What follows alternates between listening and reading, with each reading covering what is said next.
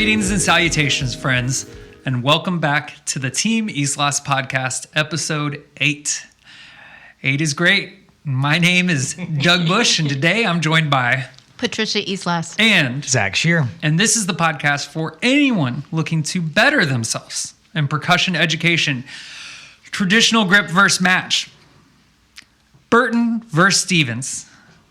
That's right, folks. You heard me. Mm-hmm. Mr. Shear, what do you think about traditional versus match grip for your high school snare line? Hands down, Mr. Bush, I am a fan of matched grip. Hands down. Hands down. Now, I know we're supposed to stay away from these topics, but we care too much about the listener. We care too much about our audience to leave these things alone. In all seriousness, when I got to Coppell as a second-year teacher, they played traditional grip. And in my interview, actually, for the position, this was something that came up that I was very adamant about.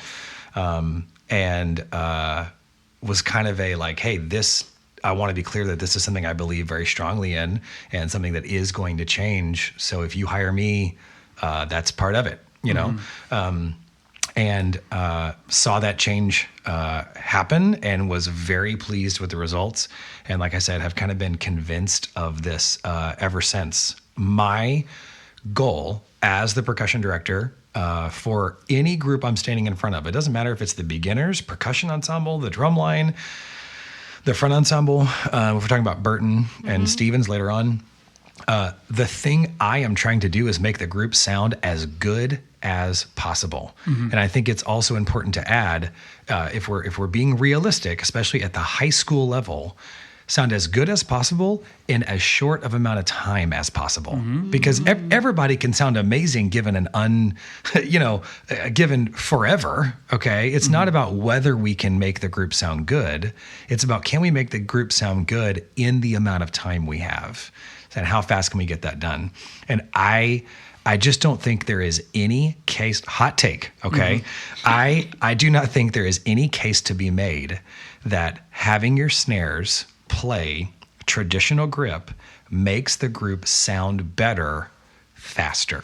Yeah, absolutely, absolutely. I can remember having the extreme good fortune to teach with this guy named Ralph Hardiman. Don't know if you've ever heard of him. Heard of him, yes, I have. And he once said, while we were teaching, he said, "Man, Doug, too many people judge music with their eyes and not their ears.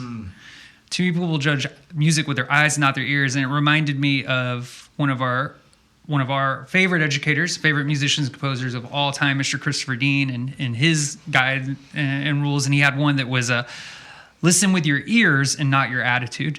And again, I think both those statements reflect exactly my feelings that coincide with yours, that if sound is the number one priority for your high school snare line, there is no logical case that can be made for why you're doing two different grips, especially a weaker, more challenging grip on what for the majority of people will already be their weaker hand, will create a better quality of consistency in sound.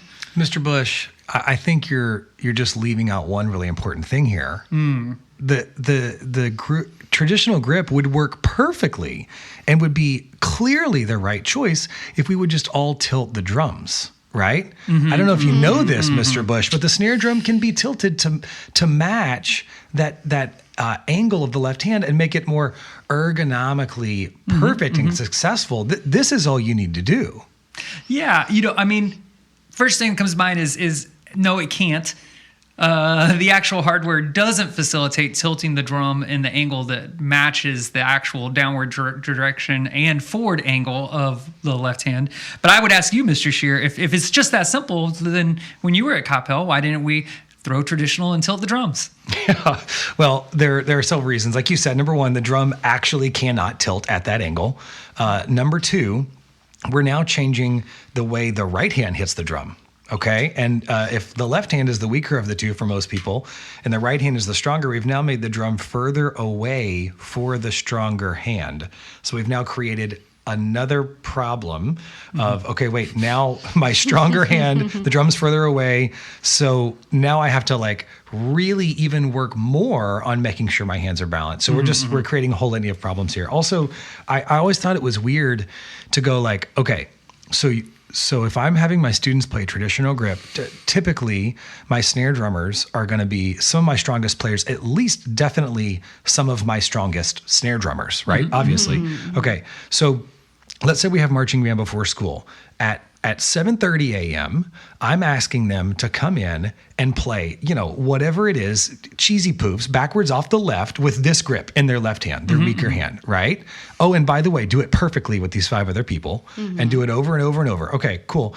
Now, fast forward to after school, they're going into their lesson with Miss Islas. In the same semester. Same semester, same day. Same day. Right? It's a Tuesday. Okay, 7:30 a.m., backwards off the left, trad. Great. It's got to be perfect. We're going to contest on Saturday with this grip. Come on, you got to practice this. Then, same day, 8 hours later, they're going into their lesson. I'm asking them to play their All-State Etude out of the Cerrone book at like pianissimo on the edge. It's like these like delicate little drags and stuff with matched. Yeah.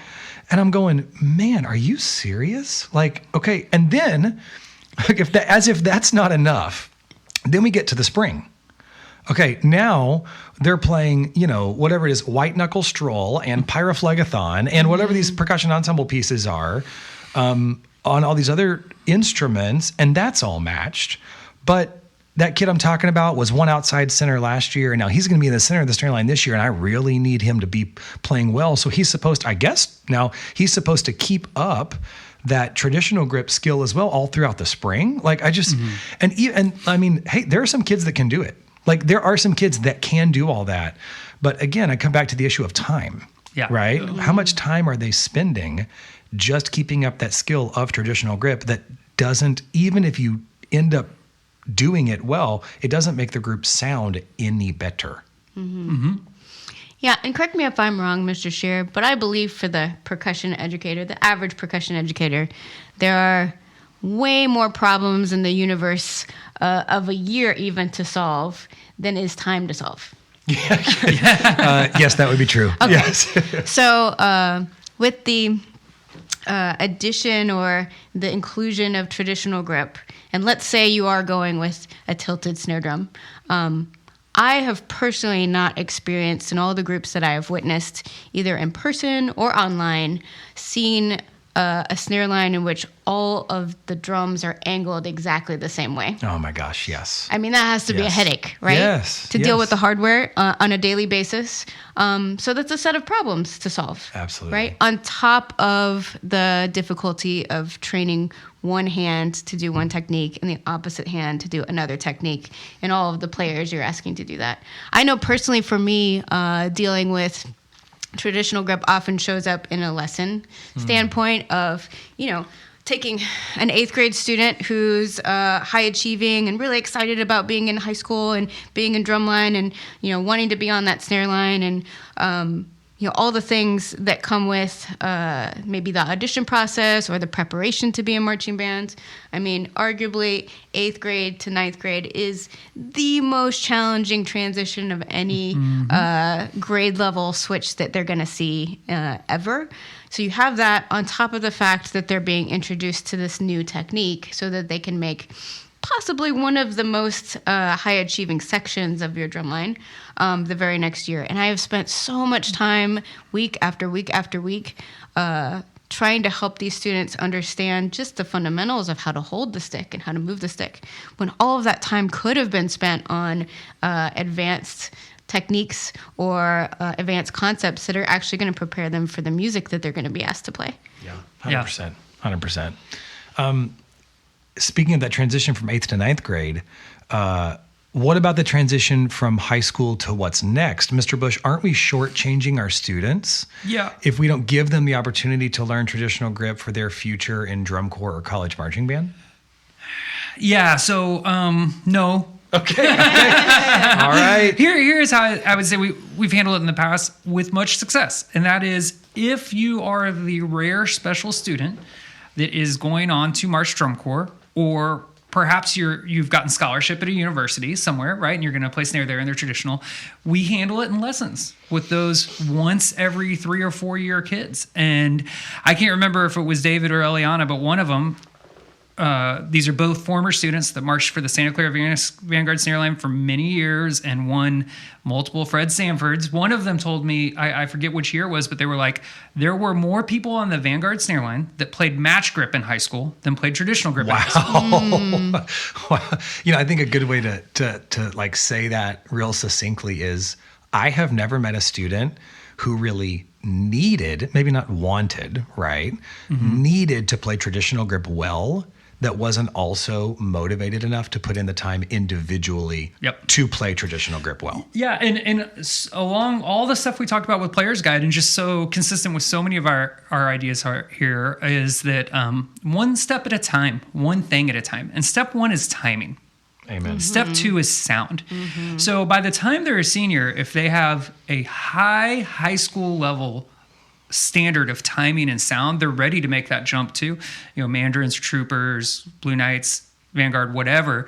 And then guess what? All they really have to spend their time on, for the most part, is getting this grip. That's right. And they're not also simultaneously trying to figure out, how to wear a drum or how to track or how to, bring their sticks out and in or any of these other things. And more likely they're at an age where they're mature enough and disciplined enough to handle a new technique in a really efficient way. And physically grown and mature. I mean, the spine doesn't finish development till like 16, 18, something like that, right? So physically capable of kind of doing the weaker grip with the weaker hand as well. And I know some of y'all right now are like, these are Texas problems. I do WGI, right? And my kid does traditional grip from the beginning, and it looks cool, right? No, it doesn't. All right. Shots fired, I'm Mr. just Bush. coming in. Your high school snare line playing traditional grip does not look cool. All right. I have the good fortune of judging all across the nation. It was well over 50 groups this last year. And unless you are winning WGI gold every year with the, again, it not only does it not look cool, not only does it look bad, but I'll be in the Midwest judging this show. There'll be like 12 groups, different divisions. One of them will play match grip. And within the first 20 seconds of their show, all of the judges can recognize how much more balanced and even the sound on the snare line is compared to other groups in that same division immediately. So again, there's nothing wrong with doing it if you want to do it, but you just have to then be honest with yourself that the priority is the look or the aesthetic over the sound, and that you that's something that excites you and the students. That's fine. It's your program. You should do what does. But for us, the sound's the priority, and that's why we choose match over traditional. And I think it's important, Mr. Bush, you mentioned specifically scholastic, secondary school, primarily high school drum lines is what we're talking about. We're talking about high school percussion education, limited amount of time, students who are not music majors. So I think a lot of times in these conversations, my mind goes to, well, you're saying it doesn't look cool, but watch this Vanguard video. It's like, okay, wait, that's not what we're talking about. Exactly. Right. That is a completely different thing. I love watching Vanguard play traditional grip. I do think it looks really cool. I also agree with what you just said about the fact that it doesn't look cool. Not because those teachers of those groups you're judging aren't great. Not because they might be teaching traditional grip really actually very well, but it doesn't work in this context. Absolutely. Traditional grip for sure looks cool when you see Blue Coats doing it, or you see the Old Guard doing it, or you see Vanguard or Boston or Blue Devils, or you see your Pulse or your Broken City, or you see your GAD or your Vinny. Man, some people are not going to agree with this, but I think some of the coolest traditional grip out there is Carlock. In the most gnarly fashion, right? Yes. But Wanakee Middle School, not as much. Okay, so that's traditional. How about Burton versus Stevens in the front ensemble? We're talking for the vibraphones here. Hot topic, yeah, Mr. Miss Bush. Islas, how you feel? I feel Burton all the way for vibraphone. Now, I have my reasons, clearly. Coming, first of all, from a person who has spent a significant quality time using both techniques as a player. I played with Stevens grip was my first 4-mallet technique I ever learned in high school. I always played a lot of marimba in high school. In college, that was also my primary technique. I really only was introduced to Burton grip briefly in a drumline setting, actually, for the first time, but also when learning jazz, vibraphone, at school. But a majority of my 4-mallet playing was spent with Stevens grip.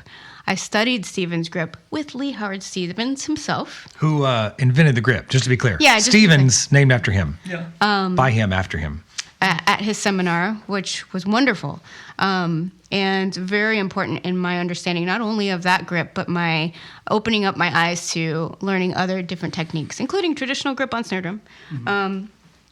But once I graduated and I bought myself a vibraphone and was playing primarily vibraphone, I decided, let's invest some time in Burton grip and see what that's about. And now, having spent over a decade or more with both techniques, when playing 4 mallets, I definitely prefer Burton grip, especially when it comes to playing vibraphone. For a number of reasons, one of which, Burton grip is a fairly simple grip to pick up and go. Which, if you think about in a marching setting, the types of players who are being put on vibraphone most of the time are your younger players, That's right. are your 9th graders, sometimes 8th graders. But your younger, inexperienced players who maybe have come from other instruments like double reeds that are playing mallet percussion. And I have yet to find in any instance an experience in which a student has been learning Stevens grip, and then I show kind of off the cuff because they're struggling, like, hey, check out this grip, check out this Burton grip, that they don't instantly say, oh, this is way easier, right? It's a simpler grip. It's a little bit more firm in the hand, which means that the student is going to have more power, more control at an earlier stage. So that's from a player standpoint, because I know what the experience as a musician is like. But then it comes down to, Mr. Shearer, the implements. Yeah, I think it comes down, the implements, I sometimes just want to say to people, have you held Stevens grip with rattan mallets? Ugh. So, and then I know sometimes people will go, well, I've alleviated that problem because my vibraphone players are going to use Stevens grip with birch mallets. And then I think, have you played vibraphone with birch mallets? It just doesn't feel great. And even if I go okay, fine. Let's say birch mallets do feel great with Stevens. Okay, cool. The decision for me, again, comes back to my primary goal. I feel the obligation, my job, I'm being paid to make this group sound as good as possible in the amount of time we have, right? So that means I got to pick a grip. Okay, the instruments themselves, to me, dictate very clearly which grip should be used. Vibraphone is a flat surface. There is no upper and lower manual in terms of the upper manual being higher, right? It is a flat surface. It often requires dampening. It also, even though we don't do a lot of that in marching band, but it often requires dampening. It also tends to play parts more that are more fixed intervals, where I'm going to set my mallets at a 4th or a 3rd or a 5th. And then the other thing that comes into play is that it also has this thing called a pedal, which requires me to stand in a specific place. And I know, Mr. Bush, you made some good points about how the pedal comes into play. If I have to keep my foot on that pedal, what does that mean in terms of my arms, and how is that affected by the grip I'm using? Yeah, absolutely. That's always for me, is in this quest for playing in time and playing with good sound, the technique is the component in which you're communicating the music you're hearing in your mind. And again, with tons of research here and tons of other fields, namely athletics, where millions of dollars have been spent on how to pitch a baseball, right, or throw a football, or any of these other things, hit a golf ball, right? The more in sync you can be with your natural physiological biomechanics, how the body operates, right? the more successful you're going to be in communicating, serving this tennis ball, whatever the thing is. And, the old adage, tension anywhere is tension Everywhere. everywhere. There you go. And I will look at these poor vibraphone players with this pedal and this Stevens grip, and their elbows are unironically, the kid weighs 90 pounds, right? They're 14, and their elbows are half a foot behind their back. Yeah. And you can see the tension in their chest and their shoulders and the base of their neck and their triceps. I see this often on bass drum with the top couple bass drummers too, where we're so obsessed with kind of the mount angle and the grip with the hand that we're allowing them to stand for hours and hours and hours of practice with all this unnecessary tension in their body that is preventing them from being as successful as they could at what they're trying to say musically. For me, it comes back to the concept of culture and the concept of your actions as an educator, especially your actions speak louder than words. And so if you have in a front ensemble, these various different instruments, and you're trying to build a culture where vibraphone is a cool place to be. A vibraphone player isn't a player that has failed at achieving what they want to in terms of being a marimba player or being on the battery or being in the snare line, that this is an important and valuable part of the ensemble, then having a group which everyone uses a technique that is more suited for just marimba is telling those students who play vibraphone that this is just a stopgap. This is just a moment in time, and your goal is really to just get good enough so you can play marimba. And you're never going to have a section in the back row or on the sides that have or bring any value to the group. Yeah, I couldn't agree more. I'm applauding. If I could stand up and applaud, I would. The other thing I think that comes into play here is like, okay, wait. So you guys are saying you should use two different grips in the front ensemble and potentially have a student from year 1 to year 2 switching grips if they go from vibes to marimba. But you're telling me I can't do that in the battery? It's a bad idea in the battery if I have a kid switch from snare to quads and switch grips? Because that's something I think we didn't mention in the the trad versus matched conversation in the battery, is it also can be detrimental if you do use traditional grip in the battery. It can be detrimental when you're having kids potentially go back and forth between snare and quads year to year, that sort of thing. Yeah, not to interrupt you here, Mr. Shear, but like, for me personally, I began life as a snare drummer. Yeah. Traditional grip. Yeah. March Drum Corps, traditional grip. Was the section leader, traditional grip. Then my age out, I'm on bass drum. And I can literally remember the first show, I was on top and my drum got tuned and then I was sent off, while the other drums, and I get in front of a car window and I'm playing eights and bucks, of course with my right hand. Right. And I'm like, my gosh, I look great. This stroke is, the pathway of motion is smooth, consistent, elegant. I'm hitting right in the center. It's gorgeous. And I look at my left hand. I'm turning 45 gallons of butter over here. I don't know what my left hand is doing. It is literally making giant ovals and striking.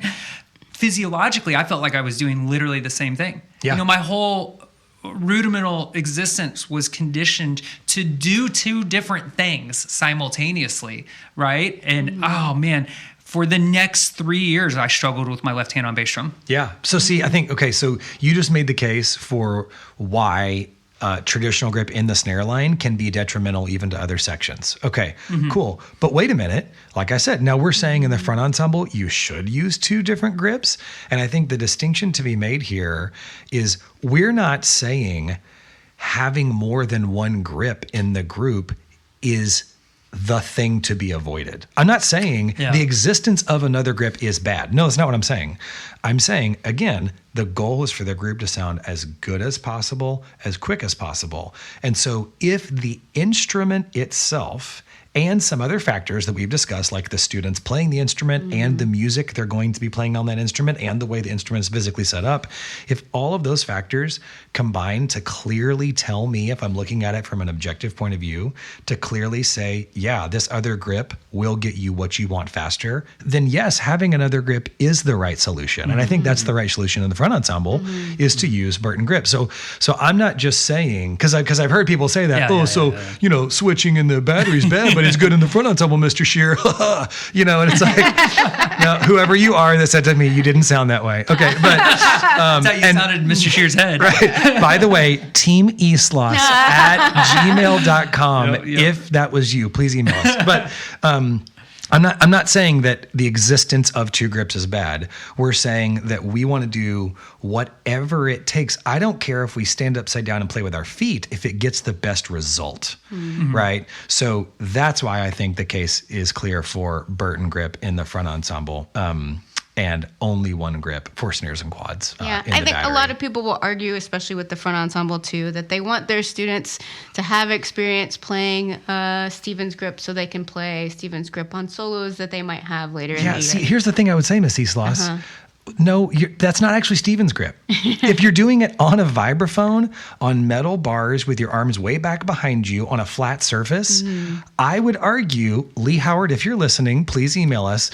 But I would say, I don't actually think that's what Mr. Maybe you're Stevens doing intended. More harm than good. Yeah, like I don't actually think that's actually good Stevens grip experience. And the thing is, too, having taught many, many groups with various degrees of experience doing both techniques at the same time, it's not terribly challenging to teach a group with both Stevens and Burton grip simultaneously. A lot of the time, we're not talking about really advanced techniques on either end. With either technique, and we're really spending a majority of our time, 90% of our time, on fundamentals. And those fundamentals, because in Stevens grip, your hands look the same, they move the same way. In Burton grip, your hands move the same way. Those fundamentals are going to be the same with both four-mallet techniques across the board for so many of the things that they're going to be asked to play, that it's really just being mindful of the individual like you normally would do if everyone was playing the same technique that you have to watch out for. But it is really fairly easily achievable. Yeah, absolutely. And the writing is on the wall.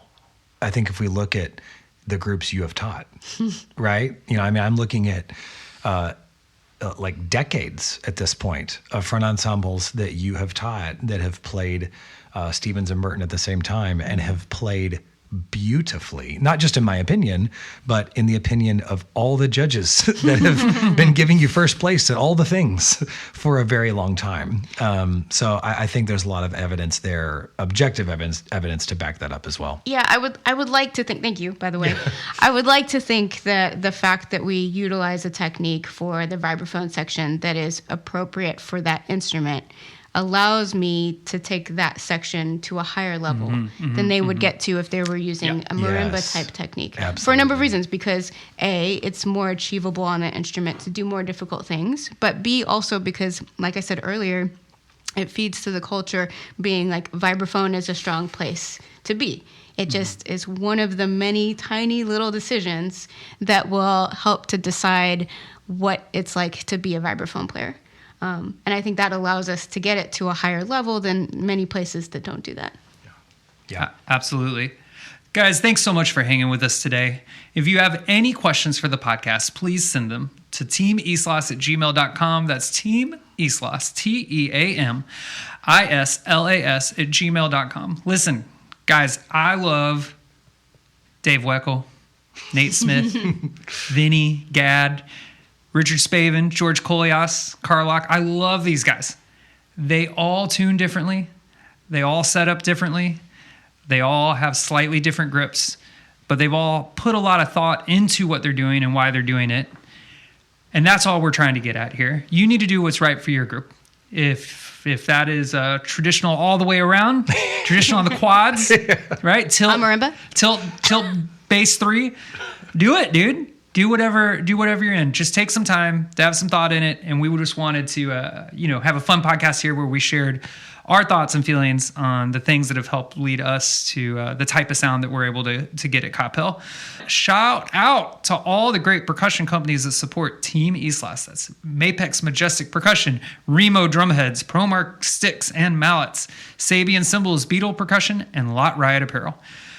If you're looking to level up your drumming, using match, traditional with a tilt to the side, match with a tilt forward, French grip, German grip, Polynesian sauce grip, or whatever, you need to pick up a copy of Master Hands. Miss Islas, where can these fine listeners grab a copy of Master Hands? My favorite website, TeamIslas.com. Lulu, also fantastic stores like Dallas Percussion and Steve Weiss Percussion, and even your local music store. That's it. Hey, don't forget to like, subscribe, and if you can split the SCV 2017 snare break with Steven's grip, then give us that 5-star review. Remember, friends, step 1 is time, step 2 is sound, and step 3 is subscribing to the Team Islas podcast.